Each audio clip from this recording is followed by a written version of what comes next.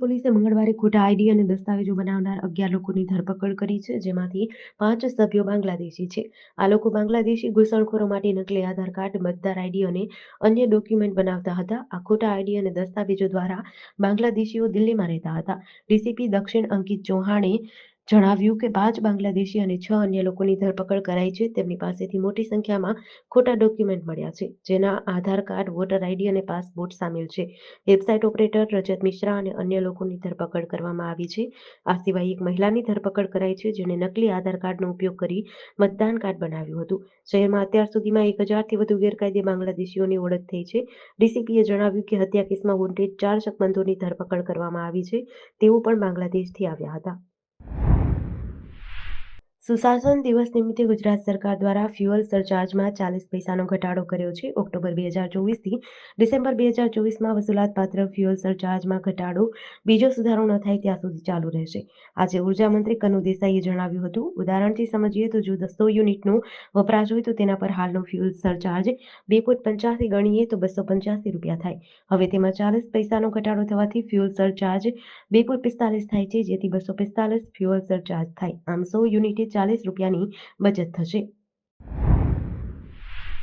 16 December 2024ના ભરૂચના ઝઘડિયામાં 10 વર્ષીય બાળકી પર થયેલા દુષ્કર્મે દિલ્હીના નિર્ભયા કાંડની યાદ અપાવી હતી. આ બાળકીનું આજે વડોદરાની સયાજી હોસ્પિટલમાં 180 કલાક બાદ મોત થયું છે. પીડિતાને 23 ડિસેમ્બરના રોજ 2 કાર્ડિયાક અરેસ્ટ આવ્યા હતા. બાળકી સાથે ખૂબ બર્બરતાપૂર્વક દુષ્કર્મ આચર્યું હતું. સયાજી હોસ્પિટલના બાળરોગ વિભાગમાં આઈસીયુમાં દાખલ કરાઈ હતી. ગુજરાતની નિર્ભયાને બપોરે 2 વાગ્યે કાર્ડિયાક અરેસ્ટ આવ્યો હતો. ત્યારબાદ સાંજે 5:15 વાગ્યે ફરીથી કાર્ડિયાક અરેસ્ટ આવ્યો. પરિણામે બાળકીએ 6:15 વાગ્યે દમ તોડી દીધો. આમ ગુજરાતની નિર્ભયા 8 દિવસ 180 કલાક 10,800 મિનિટ અને 6,48,000 સેકન્ડ સુધી સતત મરતી રહી હતી. ભરૂચ સહિત દેશભરમાં ચર્ચા જગાવનાર 10 વર્ષીય બાળકી પર દુષ્કર્મની ઘટના બાદ ભરૂચ જિલ્લામાંથી વધુ એક ઘટના સામે આવી છે, જેમાં આમોદના એક ગામમાં 72 વર્ષીય વૃદ્ધા પર 35 વર્ષના શખ્સે દુષ્કર્મ આચરતા પોલીસ ફરિયાદ નોંધાઈ છે. આ આરોપીએ અગાઉ પણ આ વૃદ્ધા પર દુષ્કર્મ કર્યું હતું, જે ઘટનામાં જામીન મળતા બહાર આવ્યો હતો. ફરીથી વૃદ્ધા પર કૃત્ય આચરી મારી નાખવાની ધમકી આપી હતી. આ ઘટના અંગે પ્રાપ્ત વિગત અનુસાર ભરૂચ જિલ્લાના આમોદ તાલુકાના એક ગામમાં વાડીમાં ઝૂંપડી બાંધીને રહેતા 72 વર્ષીય વૃદ્ધા પર 35 વર્ષના શૈલેષ રાઠોડ નામના શખ્સે તારીખ 15 અને 22 ડિસેમ્બરે 2 વખત દુષ્કર્મ આચર્યું હતું.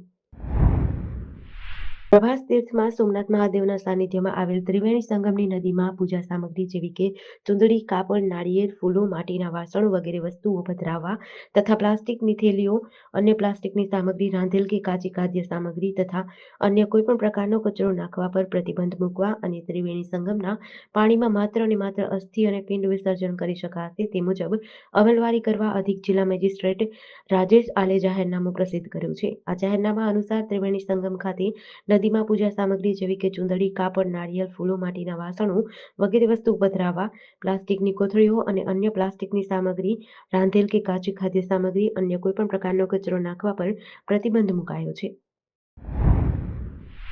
કોલકાતાની આરજીકર મેડિકલ કોલેજ હોસ્પિટલમાં ટ્રેની ડોક્ટરનો રેપ હત્યા કેસમાં સેન્ટ્રલ ફોરેન્સિક સાયન્સ લેબોરેટરીનો રિપોર્ટ સામે આવ્યો છે, જેમાં અનેક સનસનીખેજ ખુલાસા થયા છે. 12 પાનાના રિપોર્ટમાં કહેવાયું છે કે સેમિનાર રૂમમાં એવા કોઈ પુરાવા નથી જેમાં ખબર પડે કે પીડિતા પર બળાત્કાર અને તેની હત્યા થઈ હોય. રિપોર્ટના 12મા પેજની છેલ્લી લાઇનમાં લખવામાં આવ્યું છે કે જ્યાંથી ડોક્ટર યુવતીનો મૃતદેહ મળ્યો ત્યાંથી સંઘર્ષના કોઈ પુરાવા નથી. જે ગાદલા પર મૃતદેહ પડેલો હતો તેના પર કોઈપણ પ્રકારની ઝપાઝપીના નિશાન મળ્યા નથી, જેના કારણે ડોક્ટર યુવતીનો રેપ હત્યા બીજે ક્યાંય થઈ છે તેવા સવાલો ઉઠ્યા છે. માથા અને પેટની નીચે ગાદલા પર લોહીના નિશાન મળ્યા હતા, જેના પરથી અનુમાન લગાવાઈ રહ્યું છે કે લાશ બીજે ક્યાંકથી લાવવામાં આવી છે. રાજકોટ સિટી બસ જાણે વિવાદોમાં સપડાયું હોય તેવું લાગી રહ્યું છે. ગતરોજ કાલાવડ રોડ પર કણકોટના પાટિયા પાસે બેફિકરાઈથી પસાર થયેલી સિટી બસ ચાલીને જઈ રહેલા માતા પુત્રને અડફેટે લીધા હતા, જેમાં 7 વર્ષના બાળકનું તેની માતાની નજર સામે મોત થયું હતું. આજે વધુ એક બસનો કંડક્ટર નશામાં ધૂત થઈ દરવાજે ટીંગાયો હોવાનો આરોપ લાગતો વિડીયો સામે આવ્યો છે. રાજકોટની સિટી બસમાં બાબુ પરમાર નામનો કંડક્ટર માધા પરથી આજીડેમ ચોકડી તરફ જતી 85 નંબરની બસમાં ફરજ પર હતો, ત્યારે પેસેન્જર ટિકિટ માંગે તો મશીન બંધ છે કહી દેવાનું બોલતો હતો. એટલું જ નહીં, આરએમસી વાળાના મમરા ભરી દેવા છે, મારે વિમાન જોવું છે કહી ચાલુ બસે દરવાજે લટકાઈ દેકારા કરતો હોવાનું જોવા મળ્યું હતું. શહેરા નગરપાલિકા દ્વારા પ્લાસ્ટિક મુક્ત નગર બનાવવા માટે ઠેર ઠેર સિંગલ યુઝ પ્લાસ્ટિકનો ઉપયોગ ન કરવા માટે બોર્ડ લગાવ્યા છે, છતાં પણ કેટલાક વેપારીઓ ચોરી છુપીથી પ્લાસ્ટિકનો ઉપયોગ કરે છે. શહેરા નગરમાંથી પ્લાસ્ટિકનો 5,000 કિલ્લાનો જથ્થો જપ્ત કરી કાયદેસરની કાર્યવાહી હાથ ધરી છે.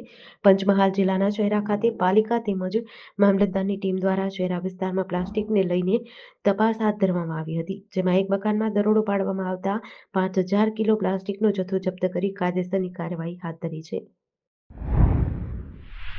રાજ્યની શાળાઓમાં ધોરણ 1 થી 5માં ટેટ-1 પાસ શિક્ષક ભરતીમાં જગ્યા વધારવાની માંગ સાથે આજે ગાંધીનગર સત્યાગ્રહ છાવણી ખાતે વિદ્યા સહાયકો ઉમેદવારોએ ધરણા પ્રદર્શન યોજી મુખ્યમંત્રીને આવેદન આપવાનો કાર્યક્રમ યોજ્યો હતો. ધોરણ 1 થી 5ની હાલ ચાલુ વિદ્યા સહાયક ભરતીમાં જગ્યા વધારવાની માંગ સાથે ઉમેદવારોએ સત્યાગ્રહ છાવણી ખાતે ધરણા કર્યા હતા. ઉમેદવારોએ મુખ્યમંત્રીને આવેદન આપી માંગ કરી છે કે રાજ્ય સરકાર દ્વારા હાલ વિદ્યા સહાયક ભરતી પ્રક્રિયામાં ધોરણ 1 થી 5માં અંદાજે 5,000 જેટલી ભરતી કરવાનો નિર્ણય લેવામાં આવ્યો છે, જેને સમસ્ત ઉમેદવારો આવકારીએ છીએ. આ ભરતી પ્રક્રિયામાં 2011થી અત્યાર સુધીમાં તમામ ટેટ-1 માન્ય ગણવામાં આવશે એવો નિર્ણય લેવામાં આવ્યો છે, જેથી ઉમેદવારોની સંખ્યા વધી છે. આથી જગ્યાઓ પણ વધુ આપવાની માંગ છે.